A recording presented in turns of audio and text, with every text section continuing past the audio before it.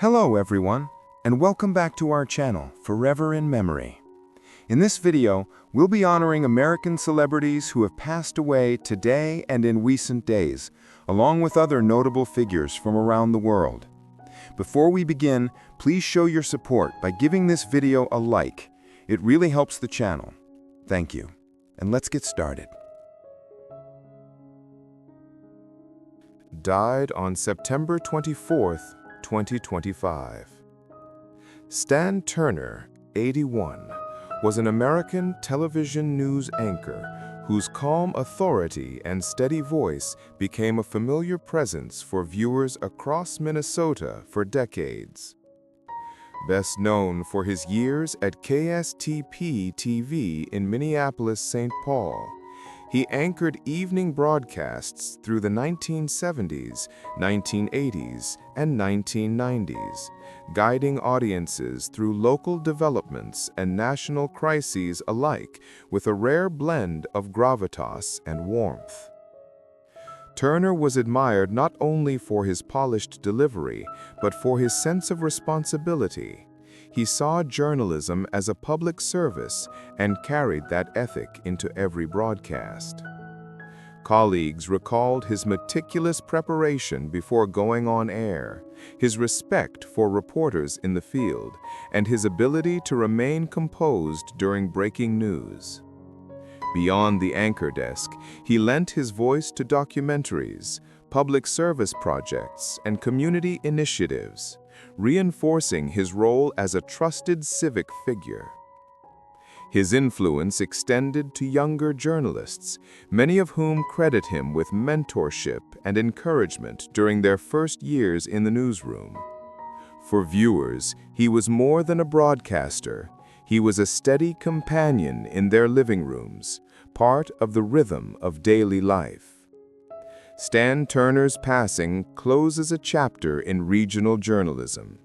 He is remembered as a consummate professional, a guide through turbulent decades, and a man whose integrity and dedication made him one of the Midwest's most respected newsmen. Died on September 23, 2025. John Stapleton, 78, was a British journalist and broadcaster whose versatility made him a familiar face on television for more than 4 decades. Beginning his career in newspapers before moving into broadcasting, he became known for his clear, approachable style and his ability to handle both hard news and lighter features with equal ease. Stapleton worked across a range of programs, from current affairs to morning television. He was part of the launch team for TV-AM in the 1980s, later co-presented shows like Watchdog, where he championed consumer rights, and became a trusted presence on Good Morning Britain and regional news. His interviews were marked by a directness that never slipped into hostility, earning him the trust of both audiences and guests. Away from the screen, Stapleton was respected as a mentor and colleague, valued for his professionalism and generosity in an industry often marked by competitiveness. Viewers remember him for his calm authority during major stories and his approachable warmth in everyday segments, a balance that made him one of British television's most enduring figures. His passing is felt widely, both by colleagues who shared studios with him and by generations of viewers who felt he was part of their mornings. John Stapleton leaves behind the image of a broadcaster who saw journalism as a public duty, delivering the news with clarity, fairness, and humanity. Died on September 24, 2025. Leo W. Gerard, 78, was a Canadian labor leader whose life's work was dedicated to the rights and dignity of workers across North America. Born in Sudbury, Ontario, he rose from a teenage smelter worker to become International President of the United Steelworkers, USW, one of the largest industrial unions in the world. Girard was known for his tough negotiating style, his deep empathy for working families, and his belief that unions must be both economic and moral forces. Under his leadership from 2001 to 2019, the USW expanded its global alliances, forged new campaigns for environmental and health protections, and stood at the forefront of trade debates. He pushed hard against outsourcing and unfair trade practices, advocating for policies that would protect domestic jobs while also supporting international solidarity with workers abroad. At the bargaining table, he was unflinching, but within the union halls, he was remembered as approachable, plain-spoken, and fiercely loyal. Girard believed that labor rights were inseparable from social justice, and he often spoke out on issues of equity, healthcare, and community welfare. His leadership extended beyond contracts. He sought to modernize the labor movement, aligning it with environmental causes and emerging industries while defending the traditions of solidarity. His passing marks the loss of a giant in labor history. Colleagues and members recall a man who never forgot his own roots in the smelters of Sudbury, and who spent a lifetime making sure that the voices of workers were heard in boardrooms, legislatures, and on the global stage. Leo Girard leaves a legacy of conviction, courage, and unyielding commitment to the people he served. Died on September 21, 2025.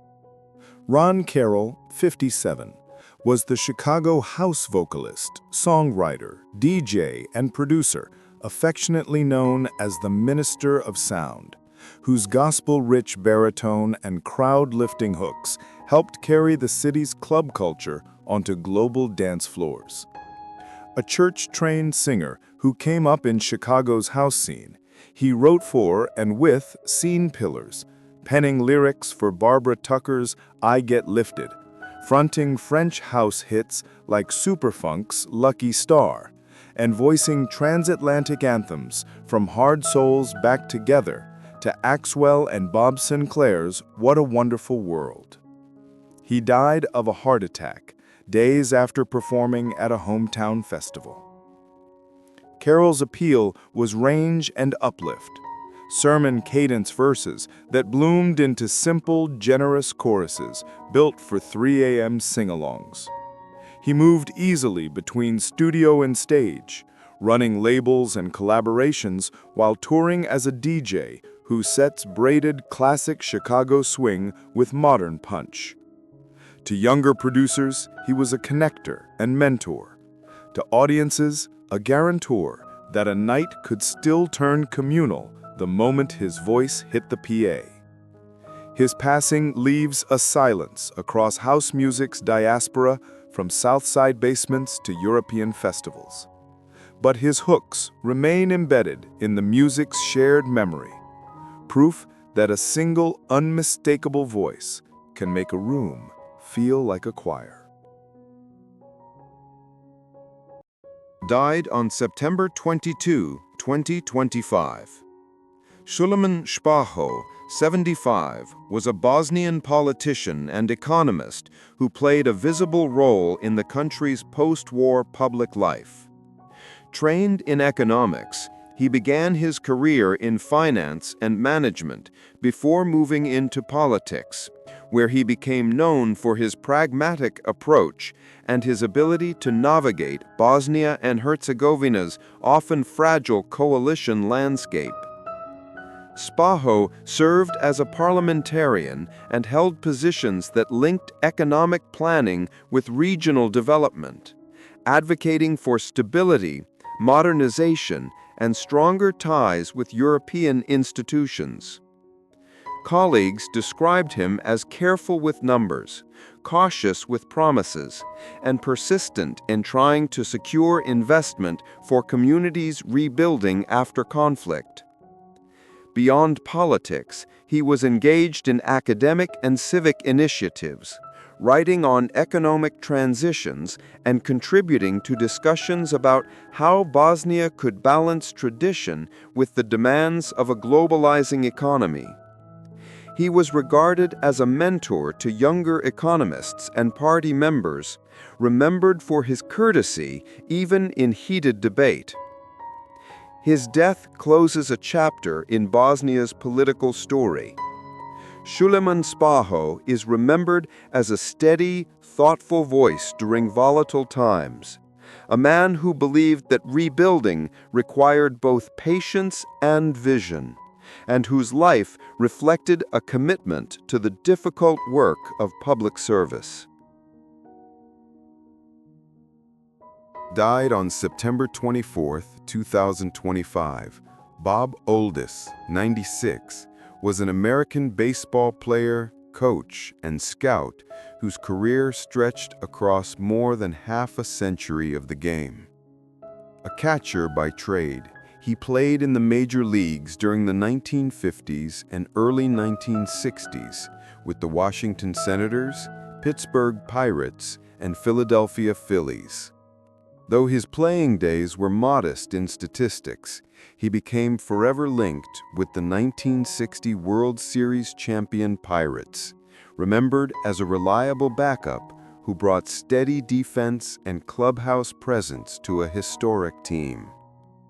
When his time as a player ended, Oldis transitioned seamlessly into coaching and then scouting, building a second career that would last decades longer than his own time behind the plate. As a coach, he emphasized fundamentals, patience, and the quiet details that often separate a professional from a journeyman. As a scout, he had an eye for potential and a willingness to spend long hours on the road searching for talent, helping organizations restock their systems and refine their rosters. Colleagues remembered him as old school in the best sense, courteous, diligent, and always ready to share his wisdom with younger players.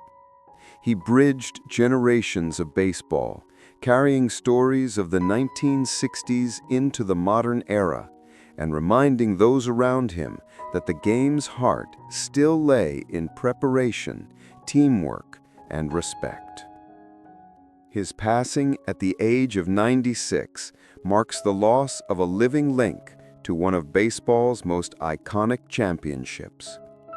Bob Oldis is remembered not only as a Pirate, but as a lifelong servant of the sport, whose dedication kept him in the game he loved for nearly all of his life. Born on June 21, 1979, in Virginia, Minnesota, Christopher Michael Pratt grew up far from the spotlight that would one day make him a Hollywood leading man. He was the youngest of 3 children in a working-class family. His father, Dan, worked in remodeling and mining before later dealing with health challenges, while his mother, Kathy, worked at a Safeway supermarket. Life at home was modest, filled with small-town rhythms, sports at school, and the everyday chores of a Midwestern household. Chris showed an outgoing streak from an early age, the kind of boy who loved making people laugh and could turn any dull moment into a small performance. Teachers remembered him less for his grades than for his charm, and a knack for drawing attention with jokes or impressions. Athletics offered another outlet. Wrestling, football, and track kept him busy, though he was never the star athlete. He carried himself with easy confidence, a balance of charisma and an earth's-air presence that made him well-liked by classmates. Despite this natural magnetism, Pratt's teenage years were marked more by uncertainty than by a clear plan. After his family relocated to Lake Stevens, Washington, he found himself drifting after high school. He briefly attended a local community college before dropping out, unsure of his path. Odd jobs followed, working as a discount ticket salesman, a daytime laborer, even briefly as a stripper for bachelor parties.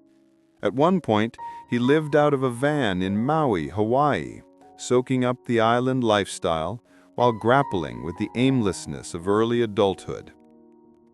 Those years on the margins, though difficult, gave Pratt something crucial: resilience and perspective. He learned to get by with little, to find humor in struggle, and to look at life less as a set track than as an adventure. Beneath the uncertainty was an instinct that entertainment could be his calling, that his humor and presence might one day be more than party tricks. Standing on the threshold of his 20s, Chris Pratt had no map for the future, but he carried within him the restless energy that would eventually propel him onto television screens, and later, the biggest stages of Hollywood. As Pratt entered his 20s, the years of drifting suddenly began to align into a path. Living in Maui and scraping together money from odd jobs, he kept his sense of humor alive, often entertaining friends and strangers alike with stories, impressions, and an infectious laugh. It was during this period that fate intervened in the most unlikely way.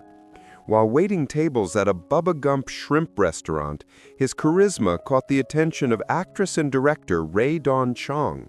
She saw in him the spark of a performer and offered him a role in her short film Cursed Part 3. The part was small and the film obscure, but it was the first door into the industry, and Pratt, hungry for opportunity, walked through it. That experience set him on the uncertain road of Hollywood auditions. He moved to Los Angeles with little money, but an unshakable confidence in his ability to win people over. Casting agents noticed his blend of boyish looks and easy comic timing, and soon he landed recurring roles on television. His first break came with Everwood, 2002 to 2006, where he played the upbeat Bright Abbott, a character whose mix of charm and goofiness fit Pratt's natural persona. The role gave him a steady foothold and introduced him to a wider audience. After Everwood, he kept working, hopping between television projects and smaller film parts. He appeared in The O.C. and landed supporting roles in films like Wanted and Bride Wars. But his career truly shifted when he was cast as Andy Dwyer on NBC sitcom Parks and Recreation, 2009 to 2015. Originally intended as a temporary character, Andy's dim-witted but lovable energy resonated so strongly with audiences that Pratt was made a series regular. The role allowed him to unleash his improvisational talent, comedic instincts, and natural warmth, turning him into a fan favorite. Behind the scenes, Pratt was evolving. No longer the uncertain young man living in a van, he was now a working actor who had carved out a niche in comedy. Yet he also carried ambitions that reached beyond the lovable goofball roles. He wanted to prove that he could shoulder action, drama, and leading man status. The groundwork was laid. Television had made him familiar. Comedy had made him beloved, and soon Hollywood would ask him to reinvent himself once again, this time for the biggest stage imaginable. The next transformation in Chris Pratt's career was as dramatic as any of his on-screen roles. While audiences loved him as the affable Andy Dwyer, Hollywood began to see in him the potential for something more.